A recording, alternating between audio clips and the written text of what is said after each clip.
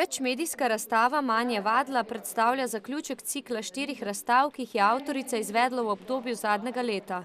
Če se tako v 3 samostojnih razstavah pred aktualno novomeško nizajo vsebinski poudarki, kot so obračun s preteklostjo, tematizacija partnerskega odnosa in vprašanje lastne identitete, se Manja Vadla z razstavo v galeriji Simulacr posveča še eni pomembni temi svojega življenja – umetnosti. Prva je bila v Ekurni v Ljubljani, druga je bila v galeriji Plevnik Ronkovska v Celju, tretja je bila v galeriji sodobne umetnosti v Celju in zdaj je ta v Simulacrju.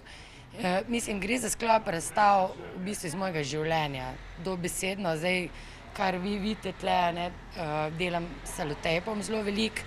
Tudi ne samo konec te moje ene izpovedi v enem letu, ko sem jo očitno morala povedati, gre tudi za to, da sem porabila ves ta material, ki sem ga namenila temu letu. Ker jaz ponavadi delam stvari tako, da srečam in material in zgodbe se mi odvijajo v življenju in to sproti porabim. In so zaradi tega mogoče te razstave malo bolj didaktične, no. A veš, ni olje na platno, je pa vseeno slika, je podoba, je vizualna umetnost. Tokratno razstavo je umetnica naslovila Invisible Shine, nevidni šajn. Dvojni naslov je, se pravi v angleščini, ki je zdaj to zelo moderno v Sloveniji, reči Invisible Shine, ki me spominja na te romantične filme, ne vem, Kevin Costner, pa te stvari, ko rešujejo.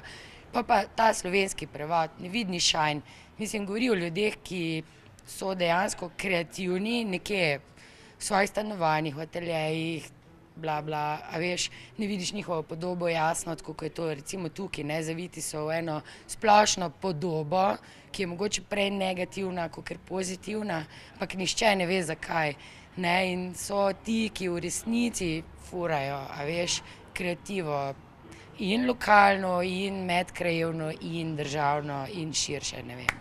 Nevidni šajn predstavlja prostor v prostoru. Avtorica je za razstavo izkoristila specifično arhitekturo galerije Simulacr. Jaz imam vedno različne razstave, no, pač grem iz prostora v prostor in tisto, kar v prostoru začutim, povezano z mojimi zgodbami in materialom, ki ga uporabljam, to naredim. Vse o tem smo veliko govorili, ne, zakaj ne more biti ta razstava podobna oni drugi, ker ne more biti, ker iz vsake razstave ti potegneš nekaj novega in greš v naslednji prostor s tem novim znanjem, ker itak se skozi učimo. In pač naprej narediš izpeljanko, a veš, materialno izpeljanko, a veš. Vsebine se pa spreminjajo, no, tako.